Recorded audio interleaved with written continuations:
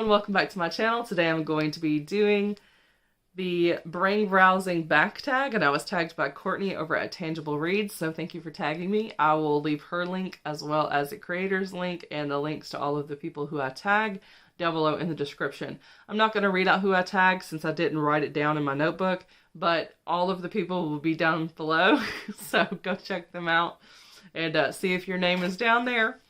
Number 1, Magic of Discovery. Share a book you found while browsing that you may not have discovered otherwise. I'm going to go with Quarantine the Loners.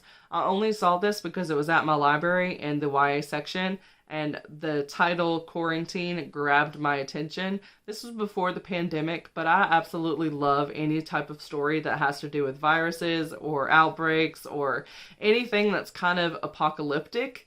Anything like that, I am down for it. And this one has a whole bunch of teenagers who are quarantined in their high school when this guy comes and contaminates the whole school because he's been a test subject of a bio weapon. So he was being used as a science experiment, goes into the school, and then now all of the adults that are there who have reached maturity wind up coughing up their lungs because the virus that he's carrying makes it to where if you are a matured adult, meaning that you've went through your puberty and your puberty's completely done, that if you come in contact with an adult, they're literally going to puke their lungs up. It's really disgusting.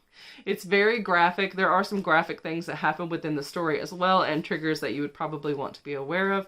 So all of the kids form gangs based off of the cliques that they have in high school. So you have everything from the loners to the jocks to the cheerleaders to the theater geeks to the nerds. Bear, stop barking. And then there is even a group that calls themselves the Sluts. They wear that name very proudly, and they are honestly the most crafty of all of the cliques. So I really enjoyed reading about them and the ways that they bartered things. And yeah, so it's a lot of fun. There's the military that does food drops, and then the kids are kind of competing Hunger Games style almost to go get the food. And you just get whatever you get, and then you've got to survive until the next drop. It's a lot of fun. I highly recommend, but yeah. There are some triggers. There's some violence that happens in the story. There's also sexual content. I don't remember the exact degrees of what all happens or if there's anything unconsensual or not. It's been a while since I've read this story, so I don't remember that. I know that there's definitely, I guess you would say, dubious consent where people are using sex as a way to barter, but they're also kind of forced into that situation. So it's are they really making this decision with full autonomy, or is this just the only way they can get by? And it kind of seems like it is the latter. So do be aware of that if that's something that would make you uncomfortable. There's also a main character, the younger brother, who has epilepsy, and you do see him have seizures on the page. And you also hear references to past events of seizures that have caused him to be ostracized by the school because one of the times he had a seizure, he wound up losing control of his bladder. And so people don't like to hang around him. But he has an older brother who likes to protect him, and he used to be on the football team. But now people don't like him because he quit the football team, and he was one of the best players, so they haven't been doing as well in sports since. So yeah, that's kind of your setup for the story. It is a series, so there's several books, and it was just a lot of fun to read, and I wouldn't have seen it if I hadn't been to the library and spotted it on the shelf. So I'm going to go with that one. Then we've got number 2, Expanding World. Share a book that has made you view things from a different perspective or exposed you to new ideas. So I have 2 for this. One of those is going to be Between the World and Me. This one was an author basically writing a letter to his son, telling him his experiences as a black man in America and what it means to be in a black body, and just all the things that kind of come with that. It also will definitely give you new insights on gang culture, as well as kind of the style that's associated with black culture, as far as bling, baggy pants, all those sorts of things. Gives you lots of nuance to that. If you didn't quite understand those style choices, you'll definitely understand them when you finish reading the story. And the second one for this question is going to be The Hate You Give by Angie Thomas. Absolutely loved this one, despite it being 400 something pages. It was a pretty quick read. It's also a very powerful read, and there is a movie adaptation. So if you just can't be bothered to read a 400-page book, then definitely at least go check out the movie adaptation. But I feel like you'll get a better understanding of the microaggressions that happen during the book if you do read the actual book rather than just watch the movie. The movie, you see it, but I feel like you get a better understanding when you actually read it. So that's what I would suggest for that. It is going to enlighten you on a lot of the microaggressions you might not even be aware that you make against other people. So it's good for that reason, but it also shows you how the media portrays Black people when there is police violence. And it also does that in a lens that never comes off as preachy. And it also uses a person who does fit some of the criteria that the media uses against them, like being part of a gang or selling drugs. And it shows that even though those things might be true, that doesn't mean that the person is automatically a bad person, or even if they are deemed that way by society, they are still a life being taken from the world.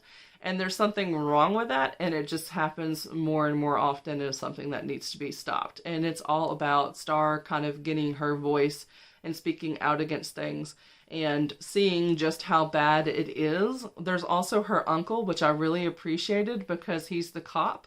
So I feel like a lot of people who might not completely understand the Black Lives Matter movement and why it's been necessary these past couple of years and forever, you'll definitely maybe relate to him and kind of see things the way that he does at first before kind of jumping over to Star's side and understanding more on that.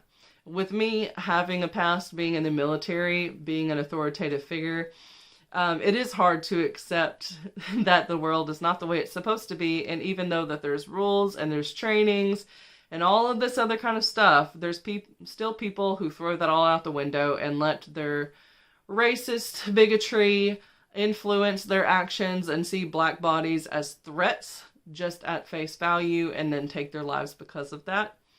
And yeah, so this book will definitely shed some light on it and maybe open up your worldview to see into what other people have been observing for a very long time if you haven't seen those things for yourself yet. Then I've got number 3, Open to Change. Share a book that has changed who you are as a person or altered your day-to-day habits. All right, I'm going to go with a couple of series for this one, and that is going to be The Gallagher Girls, Wings, Switched, Prince of Wolves, and The Selection. The reason why is because I just really enjoyed these books. And I was like, these are so easy to get through. I honestly think I could start writing stuff like this, and it just made me really want to start writing for a public viewing. So I had been writing before reading these books, but once I had started reading these books, in particular The Gallagher Girls, since that would have been one that I read while I was in high school, it made me want to like share what I was writing and give people the same feelings that I was experiencing while reading these books. So there you go. This is a really simple tag. I enjoyed it. And the 4th question is not really a question. It is simply to browse a bookstore, library, or friend's shelves. So technically, I have a lot of books. I think it would qualify for a library.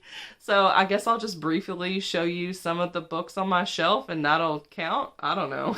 There's a lot of stuff on here. There you go. You browsed my shelves.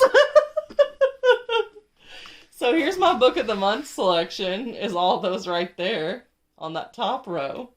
Here is the spooky fall vibes. Then you got a bunch of stuff there.